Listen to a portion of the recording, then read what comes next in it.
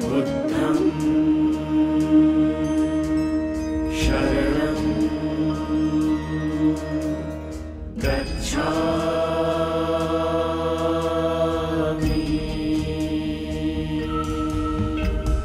धम्मं शरणं गच्छामि।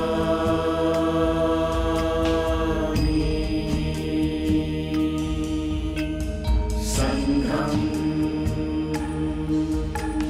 शरणं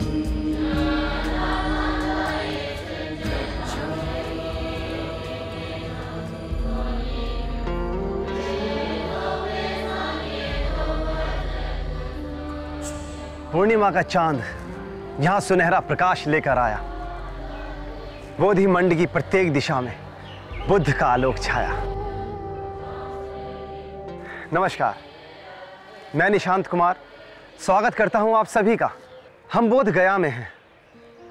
बोध गया एक ऐसा पवित्र स्थान जहां एक समय पूर्णिमा की चांदनी में भगवान बुद्ध को बोधि प्राप्त हुई और उस पूर्णिमा की रात्रि का आलोक धीरे धीरे संपूर्ण विश्व में फैल गया।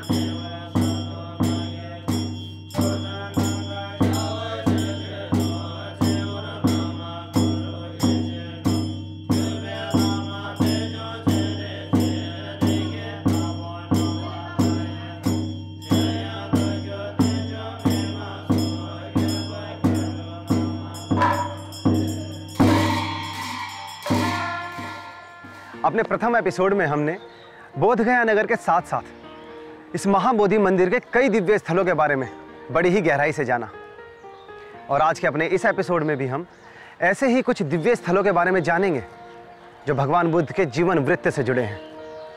तो आइए जाने कुछ और ज्ञानवर्धक बातें इस महाबोधि मंदिर क्षेत्र की परिक्रमा करते हुए।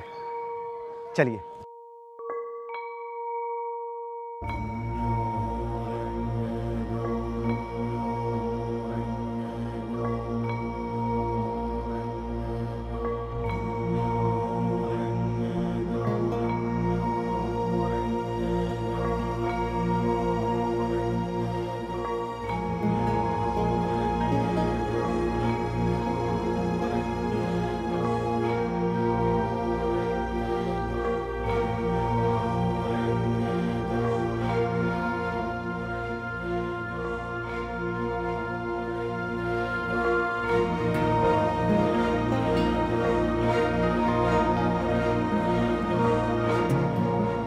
जैसा कि हमने पहले भी जाना कि भगवान बुद्ध ने बोधि प्राप्ति के बाद के चंद सप्ताह इसी क्षेत्र में गुजारे और उसी कड़ी में ये स्थान है चंक्रमण।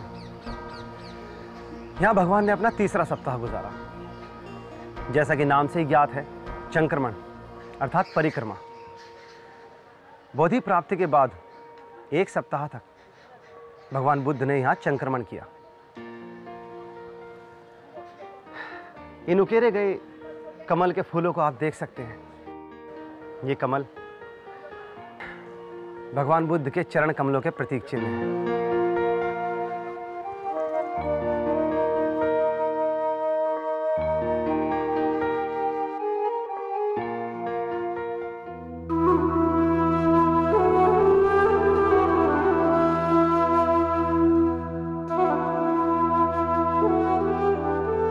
महाबोधि विहार में मुख्य मंदिर के उत्तर की ओर यह खूबसूरत स्थान है चंक्रमण। भगवान के पद चिन्हों को कमल के फूलों के रूप में दर्शाता ये चबूतरा 53 फुट लंबा, 3 फुट 6 इंच चौड़ा और 3 फुट ऊंचा है। ये स्थल पहले स्तंभों पर निर्मित छत से ढका हुआ था, पर अब यहाँ उन स्तंभों के मात्र अवशेष ही दिखते हैं। भगवान ने यहाँ 7 दिनों तक परिक्रमा की और इस प्रकार ध्यान की एक नई विधि का आविष्कार हुआ, जिसमें साधक अपने पगों पर ध्यान केंद्रित करते हुए चलते हैं। चंक्रमण में आपको चलते हुए ध्यान करना होता है। चलते हुए ध्यान करना बड़ा शक्तिशाली ध्यान है ये। जैसे हम माने बाएं पर आगे बढ़ाते हैं तो बाएं पर मन रहता है, दाएं बढ़ाते हैं दाएं पर रहता है। इस प्रकार से करते करते तुरंत मन एकाग्र हो जाता है।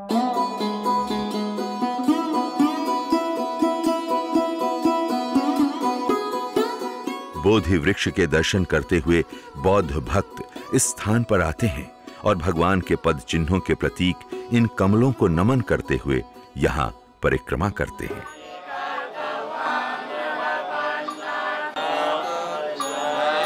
महाबोधि विहार में समय समय पर होने वाले विशेष आयोजनों में इस स्थान को विशेष रूप से सजाया जाता है। ये सजावट इतनी भव्य होती है कि यहाँ आने वाले इस स्थान पर कुछ देर रुककर इसकी खूबसूरती को बस निहारते रहते हैं। दोस्तों, बोधि प्राप्ति के बाद का चौथा सप्ताह भगवान बुद्ध ने समाधित्व होकर बिताया। इस स्थान को रत्न ग्रह के नाम से जाना जाता है। यहां स्थापित भगवान की यह प्रतिमा उनके उस समय की समाधि मुद्रा को दर्शाती है।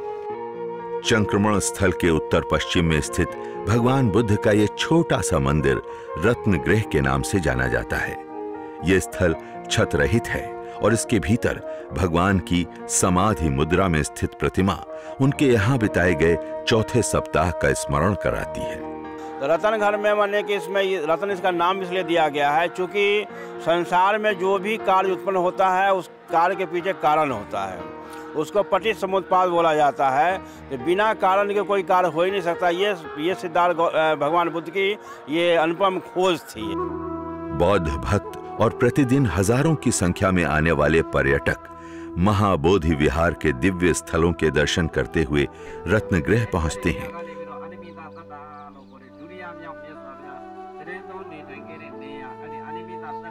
और चंद पल रुककर भगवान की अर्चना करते हैं।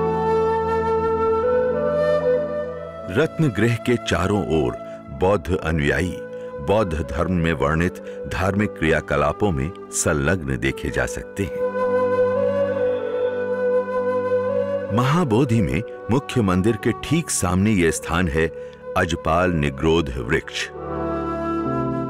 एक सप्ताह रत्नगृह में समाधित्व रहने के बाद महात्मा बुद्ध ने अपना 5वां सप्ताह यहां व्यतीत किया।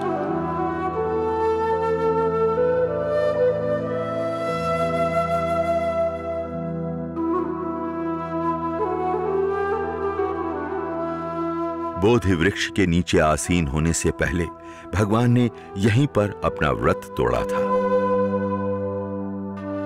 और एक ब्राह्मण को यहीं पर तथागत द्वारा कर्म का महत्व समझाया गया। उन्होंने कहा है कि कोई व्यक्ति अगर ब्राह्मण का घर में जन्म हुआ लेकिन वो आपको किसी को मारता है, किसी को काटते हैं, किसी के झगड़ा करते हैं, तो बुद्ध ने कहा था मैं उनको ब्राह्मण नहीं कहता हूँ।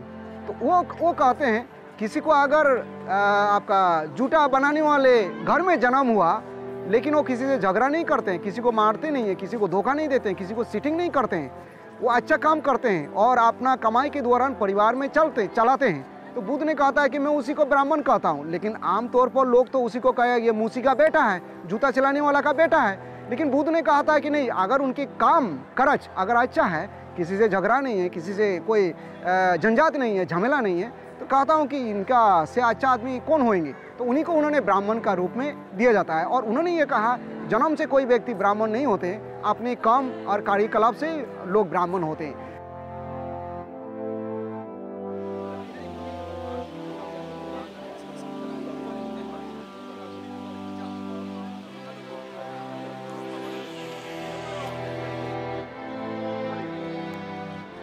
छठे सप्ताह वर्षा और तूफान आया और तथागत ने नागराज मुचलिंद का आश्रय पाया।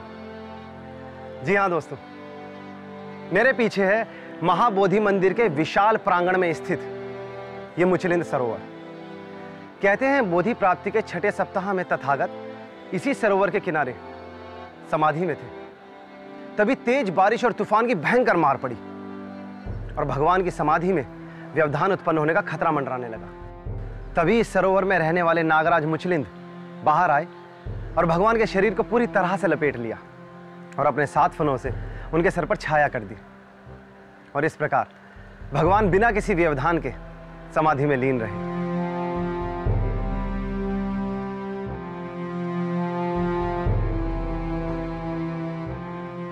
महाबोधि मंदिर के विशाल प्रांगण में पूर्व की ओर ये है अशोक स्तंभ, जो मुचलिंद झील के प्रवेश द्वार के निकट है। इस स्तंभ के निकट ये पीपल वृक्ष है। कहते हैं यही वो स्थान है जहां भगवान ने बोधित्व के बाद का छठा सप्ताह समाधिस्थ होकर बिताया। अशोक स्तंभ के करीब पहुंचते ही मुचलिंद झील का खूबसूरत नजारा दिखाई देता है। झील के बीचों बीच भगवान बुद्ध की प्रतिमा है और प्रतिमा को अपने फन से छाया देते हुए नागराज मुचलिंद हैं।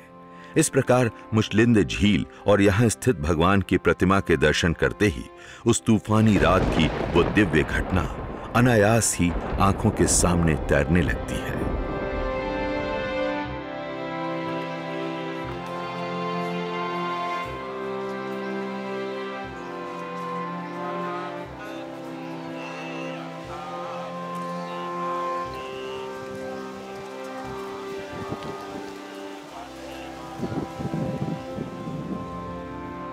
दोस्तों, बोधि प्राप्ति के बाद का 7वां यानी अंतिम सप्ताह भगवान बुद्ध ने इसी स्थान पर व्यतीत किया। उस समय यहां पर एक रजत वृक्ष था जो आजकल भारत में अति दुर्लभ है। इसलिए 70 वर्ष पूर्व बर्मा से इस वृक्ष को लाकर यहां आरोपित किया गया है। इस स्थान को रजत वृक्ष या राजा यत्न नाम से भी जाना जाता है। यहीं से भगवान बुद्ध ने मानवता के कल्याण का निर्णय लिया और सारनाथ की ओर प्रस्थान कर गए। लगातार 7 हफ्तों तक चिंतन, ध्यान और साधना के बाद भगवान ने अब लोकहित का निर्णय लिया और इसी स्थान पर उन्होंने सबसे पहले उत्कल के 2 व्यापारियों तपस्तु और भल्लिक को अपना शिष्य बनाया। 2 व्यापारी जब देखा भगवान बुद्ध के पूरा कांति को, पूरा चमकते हुए शरीर को, तो बड़ा आश्चर्यचकित हुआ। तो उसको ये लगा कि हाँ, ये कुछ विशेष ज्ञान की प्राप्ति वो किए हुए हैं। तो वो मधु पिंडक उस समय होता था, चावल और मधु को माने मिक्स करके बनाया जाता था। वो गया और माने कि वहाँ पर नमस्कार किया। नमस्कार करने के बाद बोला कि मैं आपको ये ऑफ़र करना चाहता हूँ, तो वो आप कृपया से स्वीकार करें और जो आपने जो प्राप्त किया वो मुझे ज्ञान दें। तो वो ऑफ़र किए, ऑफ़र स्वीकार किए। उसके बाद भगवान ने जो प्राप्त किया था हाल ही में, उसमें 2 चीज़ उन्होंने दिया, है ना। पहला है बुद्धं शरणं गच्छामि, दूसरा है धम्मं शरणं गच्छामि। तो बुद्धं शरणं गच्छामि का मतलब तो बता ही दिया। धम्मं शरणं गच्छामि विशेष है, क्योंकि धम्म तो यहाँ पर बहुत सा है, धर्म बहुत है, लेकिन यहाँ पर धम्म है। धम्म का मतलब होता है प्रकृति का नियम। भगवान बुद्ध ये चाहते थे कि आदमी का दिमाग प्रकृति में लगे। प्रकृति में जब लगेगा तो प्रकृति का जो रहस्य है वो साक्षात माने मनुष्य जानता रहेगा। तो यहाँ पर जो है खोज की कोई कमी नहीं रहेगी।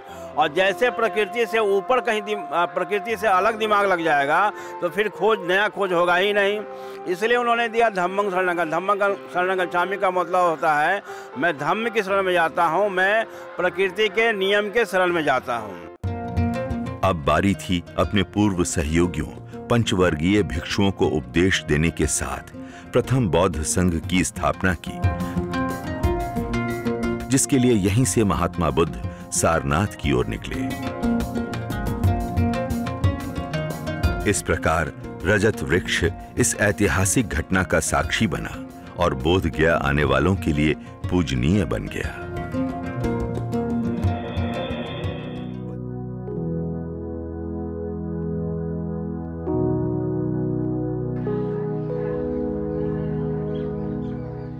बोधि प्राप्ति के बाद के 7वें सप्ताह से जुड़ी अमूल्य जानकारी प्राप्त करने के बाद अब हम बात करते हैं एक ऐसे अति विशिष्ट स्थान की जिसका अवलोकन कर आपकी आंखें चमक उठेंगी। दोस्तों, महाबोधि मंदिर और बोधि वृक्ष इन दोनों के बीचों बीच एक पवित्र स्थान है, वज्रासन। वज्रासन वो भूमिखंड है जहां महात्मा बुद्ध बोधि प्राप्ति के समय बैठे हुए थे।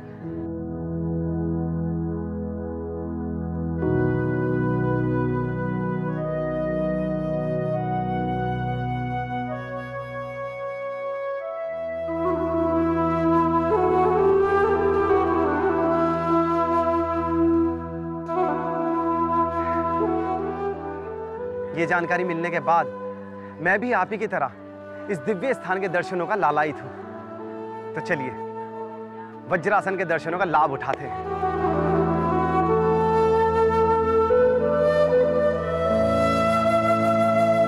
वज्रासन का निर्माण लाल पत्थरों से किया गया है। ये दिव्य आसन 7 फुट 6 इंच लंबा, 4 फुट 3 इंच चौड़ा और लगभग 3 फुट ऊंचा है।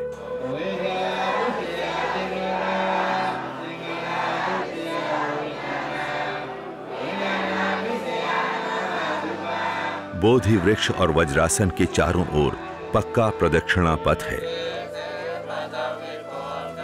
और अत्यंत सुंदर चारदीवारी बनी है। चारदीवारी को बौद्ध भक्त छूकर नमन करते हैं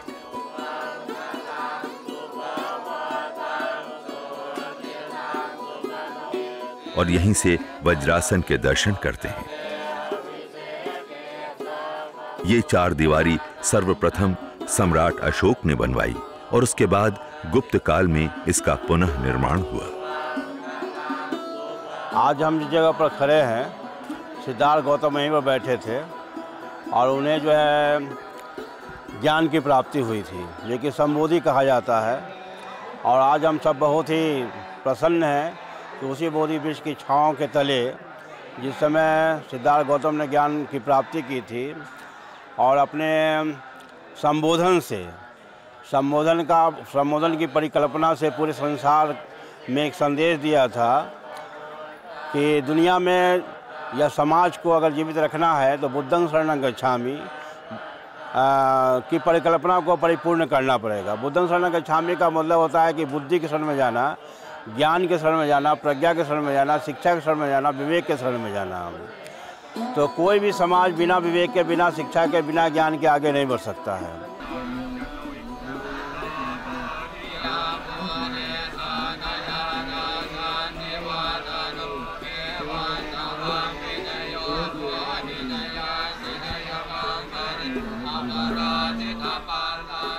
मुख्य बिंदु ये है कि उन्होंने जो 5 से साल के अंतराल जो बिठाने के बाद जो मिला, वो क्या मिला, ये सबके मन में जिज्ञासा है।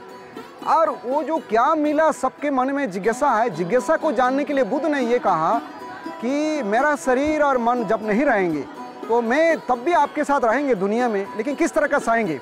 उन्होंने कहा मेरा ये रूप गया, मैं नहीं रहूँगा, लेकिन मैं धम्म के रूप में आपके साथ में रह जाऊँगी। मतलब मेरा जो शिक्षा है, मैं जो उपदेश दिए हैं, मैं जो बोले हैं, मेरा जितना भी वाणी है वो आपके साथ है, वही मैं बुद्ध हूँ, मतलब वाणी के रूप में।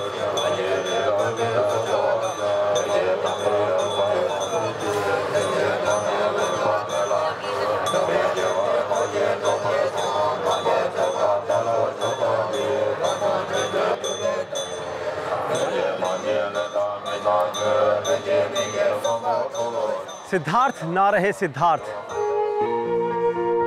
वे सम्यक संबुद्ध हो गए। पीपल बोधि वृक्ष और उर्वेला बोध गया हो गया।